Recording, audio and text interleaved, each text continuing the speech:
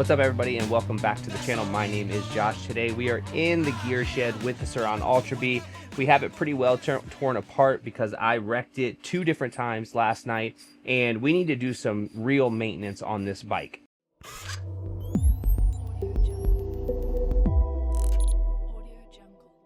Before we get started today, I want to thank the sponsor of today's video and every video you will see here on the channel. That is E-Moto. E-Moto is where you can get all your Surron Ultra Bee stuff. I will leave a link in the description with a discount code so you can save 5%. All right, so let's walk through this real quick. We have Faithful Cohen working on the forks and getting these forks completely taken off.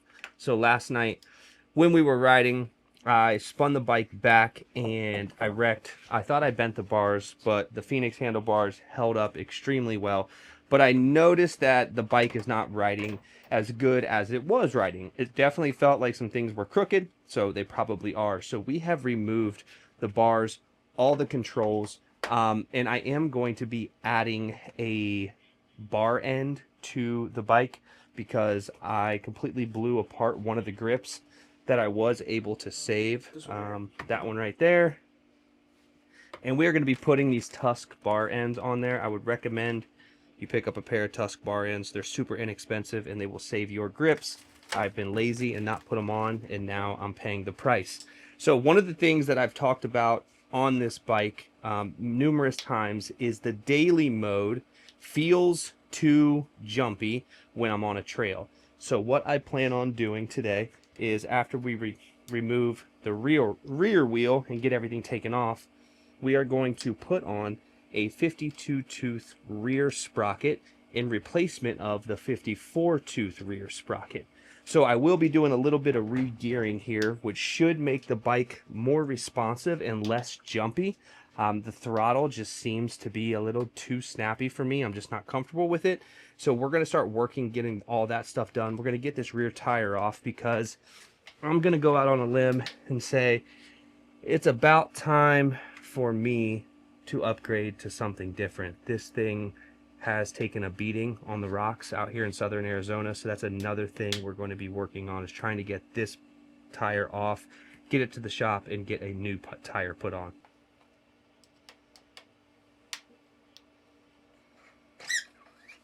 Okay, something on your forks that you should probably do occasionally, especially if you ride your bike a lot.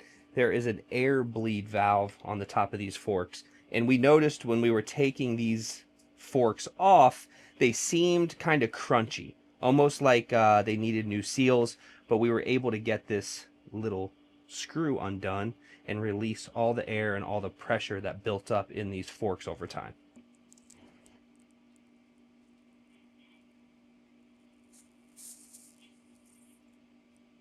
Obviously, I don't know if you were able to hear that or not, but very little air came out of those forks. But it's nice just to bleed them. You do not need to take everything out to do that. You can do that while it's still inside the triple clamp.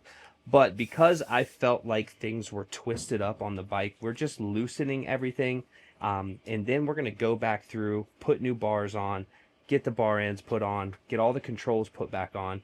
And if you notice here yesterday, the bike flipped over backwards, and that's why I decided to change the gearing, because I was on an incline, something I've talked about numerous times. I was going uphill.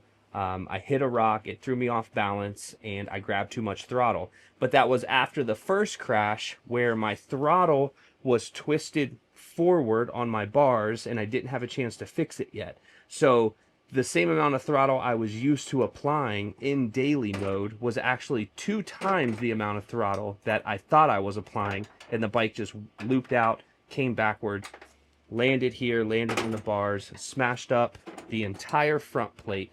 So those are the things, like, when that happens, it's probably a really good idea for you to take everything that you can off, let this bike breathe a little bit, and then put it all back together and tighten it up.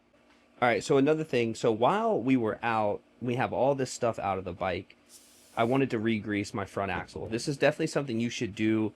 I don't know. It really depends on how often you ride, but my front axle was actually in pretty good shape, all things considered. It doesn't really need re-grease, but because I'm taking everything apart and I'm taking the back wheel off, I'm going to re-grease that rear axle as well. And then something that's I haven't addressed and I've just kind of let go is my chain. My chain's been pretty sloppy and slapping around a lot. Not ideal by any means. You should absolutely keep better tension on your chain. But I'm going to have to remove a link out of this chain when I re-gear and put the new sprocket on, because that new sprocket is going to be smaller. It's 2 teeth smaller. So it's going to reduce the amount of torque that I experience in the daily mode. And if you were just riding woods, I wouldn't say that this is a problem whatsoever. You probably wouldn't need to mess with it. But for me, when I'm riding the rocky terrain in southern Arizona and it's more of enduro, technical style riding, I need my throttle to just be more responsive to what I'm comfortable with. And obviously, given the fact that I looped out a couple of times yesterday, this is not the setup that I need. So this will be an interesting test to see where this goes and how well this makes the bike respond just by going down 2 teeth on this rear sprocket. Thing to examine, sorry, did that hurt your arm? No, you're good. So a thing to examine on a regular basis is you'll start seeing oil drip down your forks if your fork seal is blown. This fork seal is good. It's not even nowhere near to the point where it's starting to get decayed and anything's coming out. But what we're doing is we're just going through and cleaning all of these surfaces, getting all the dust and the grime and the miles and miles and miles of dirty trails off the Cirrus forks, just to make sure that these are in the best condition possible when we put everything back on the bike. So another thing we try to do when we have the bike completely torn apart like this is just going around and getting all the grime and grit and all the dust out of these fork seals and just trying to clean them up as best we can. The problem is if you have a bad fork seal, it's not that it's the end of the world, but you will have to get them serviced. So a new fork seal will have to be put on. Your bike's going to be down a couple of days, and depending upon where you go, it could cost you, $150 to $400 or $500, depending upon if you have to go to a major dealership or you have a buddy that can do it for you. So little things like that can prolong the life of your fork seals, which just keeps you on the trail or on the track a lot longer. Here's another little tip if you guys don't know. This is a Tusk tool roll. I got this information, and it's a really good piece of information from my buddy Nate. It's something you should consider as well. I keep this Tusk tool roll with the tools that you need to kind of do a trail fix right here underneath your seat. And it literally fits perfect. I have not put a new tube in here, but I will be putting an extra inner tube in here as well. And you just put it in a plastic bag with some baby powder and shove it down in this hole. And then you set your Tusk tool roll right over top of that, and your seat slides right in front. So that way, if you ever do get into a situation when you're on the trail where that you have to fix something or somebody else's bike breaks, it's nice to have these tools.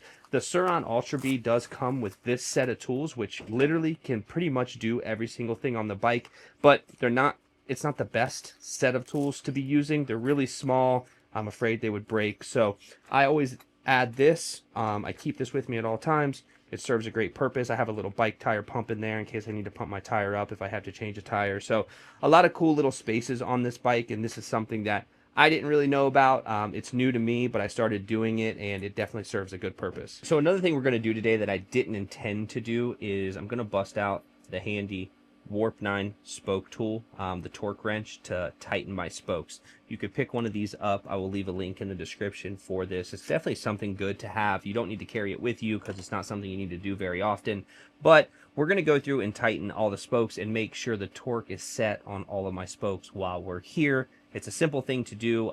You take this, set it to between 40 and 50 inch-pounds. That's generally good for a full-size moto wheel. And just go through and check your torque. Another way to do it, if you're on the trail or you're just in the garage and you don't want to bust out your spoke tool right away, you can kind of tap on it and you'll be able to tell what spoke is loose. If you tap on it and it's a super high pitch, then you know you have a tight spoke. If it's a super low pitch, you know you have a loose spoke. That's definitely not the most scientific way to do it. I would bust out your torque wrench and just tighten them all up periodically just to keep your wheel true. These things take a lot of hits, a lot of hard hits, and they get beat up. And for a pretty inexpensive wheel, I just want to do what I can to keep it in the best condition possible. And that's something you could do really easily in your garage to prevent your bike from breaking while you're on trail.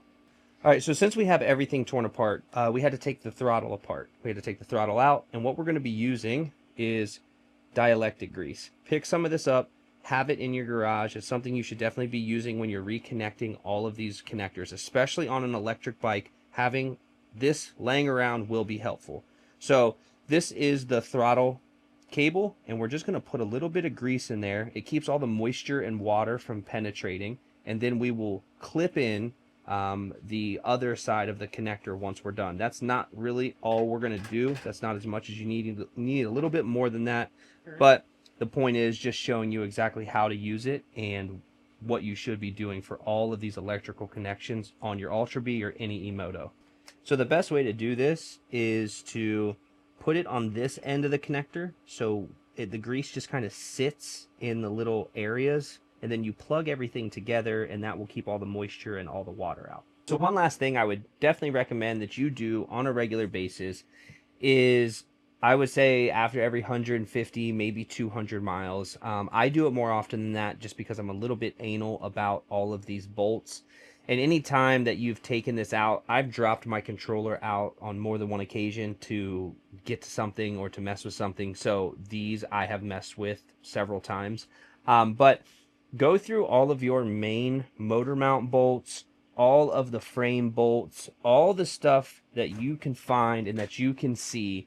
I would just go through and make sure they're tight. You don't necessarily have to have a torque wrench out, but you definitely want to go back through and just check that all of these bolts are tight, because they come loose. These things take a beating. They're bouncing down the trail.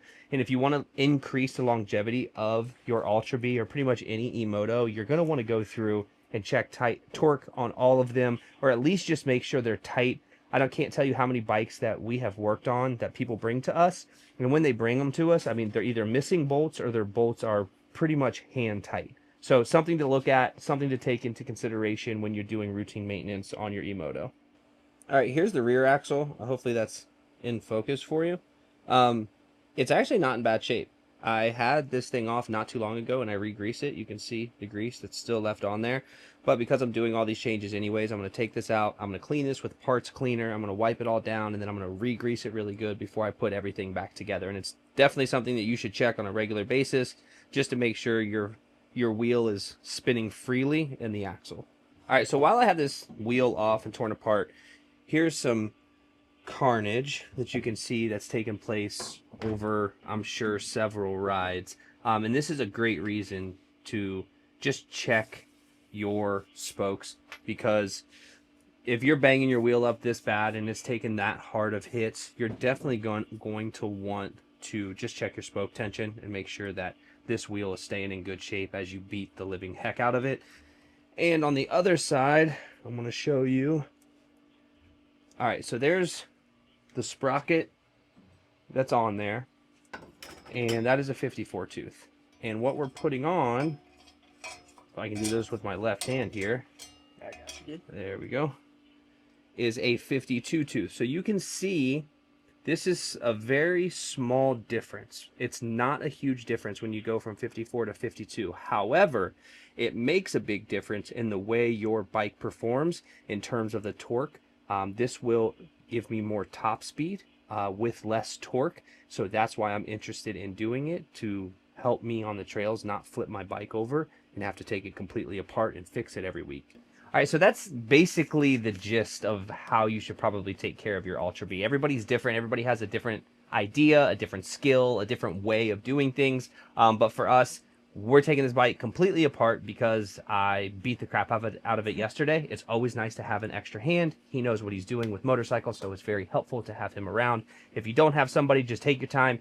Make sure you place your bolts where you can go basically in reverse and put them all back in. We're going to put the Cirrus forks back on. We're going to torque everything down. We're not going to do all that stuff on camera. I just kind of wanted to talk you through what I do in events where I have to take the bike apart just to make sure that it runs for as long as it can. My Ultra Bee has about 600 miles on it, and I'd like to see this thing up into the 3,000 and 4,000 mile range. And in order to do that, you have to take care of it. So that's it, and we will see you guys on the next one.